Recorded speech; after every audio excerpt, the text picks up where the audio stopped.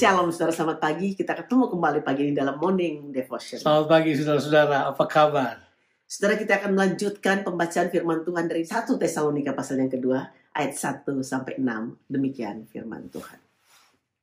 Kamu sendiri pun memang tahu saudara-saudara, bahwa kedatangan kami di antaramu tidaklah sia-sia. Tapi sungguh pun kami sebelumnya, seperti kamu tahu, telah dianiaya dan dihina di Filipi. Namun dengan pertolongan Allah kita, kamu beroleh keberanian untuk memberitakan Injil Allah kepada kamu dalam perjuangan yang berat. Sebab nasihat kami tidak lahir dari kesesatan atau dari maksud yang tidak murni dan juga tidak disertai tipu daya. Sebaliknya karena Allah telah menganggap kami layak untuk mempercayakan Injil kepada kami, karena itulah kami berbicara, bukan untuk menyukakan manusia, melainkan untuk menyukakan Allah yang menguji hati kita. Karena kami tidak pernah bermulut manis, hal itu kamu ketahui, dan tidak pernah mempunyai maksud loba yang tersembunyi. Allah adalah saksi. Juga tidak pernah kami mencari pujian dari manusia, baik dari kamu maupun dari orang-orang lain. Sekalipun kamu dapat berbuat demikian sebagai rasul-rasul Kristus. Saudaraku, dalam pembacaan firman Tuhan ini, Paulus mulai mengidentifikasikan pelayanan yang mereka lakukan di Tesalonika pada saat berdirinya jemaat tersebut. Paulus menyatakan bahwa fakta dari pelayanannya semata-mata karena dianggap layak oleh Allah untuk dipercayakan Injil, untuk diberitakan kepada orang yang ada di Tesalonika.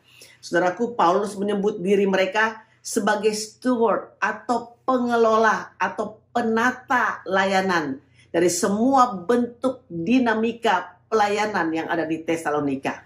Saudaraku, ini adalah bentuk tanggung jawab kehambaan setiap orang, bahwa Tuhan adalah pemilik. Kita ini hanya pengelola saja.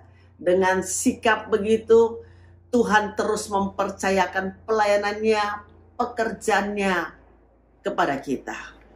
Dan disebabkan Paulus mengenal bahwa dia adalah pengelola, dia adalah hamba yang mengelola milik majikannya.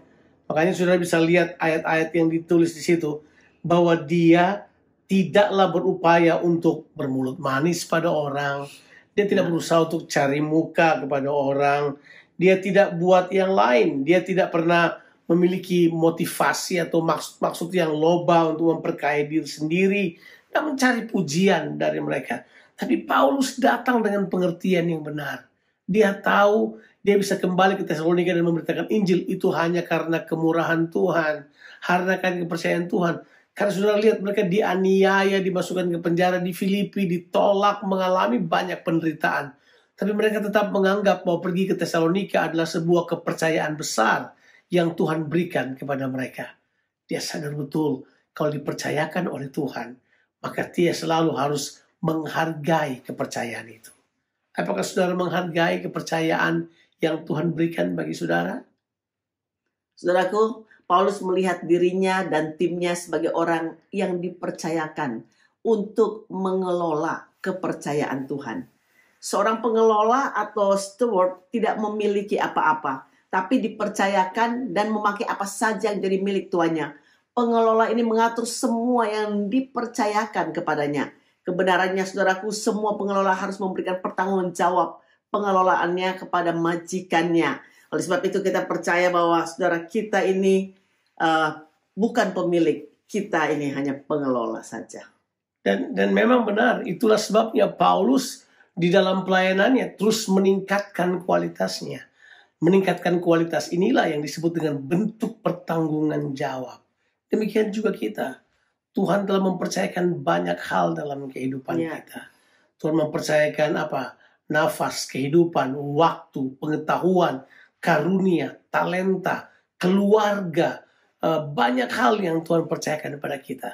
Apakah kita akan membiarkannya begitu aja menjadi sia-sia? Paulus mengatakan karena dia adalah orang yang bertanggung jawab. Di ayatnya yang pertama dia berkata, kedatangan kami di antara kamu tidaklah sia-sia.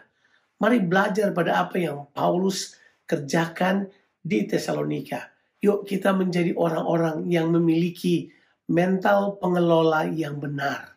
Mental yang suatu saat akan dipertanggungjawabkan di hadapan Tuhan. Saudaraku, mari kita setia kepada kepercayaan Tuhan buat setiap kita. Dan juga saudaraku, apapun yang Tuhan percayakan kepada kita, kita perlu yakini bahwa kita bukan pemilik, tapi kita hanya steward, kita hanya pengelola. Sebab itu kita tidak terikat kepada apapun yang ada di dalam dunia ini, saudaraku. Tapi hati kita sepenuhnya, 100% hanya terpaut kepada yang memiliki kehidupan kita. Tuhan Yesus memberkati segala sekalian. Amin.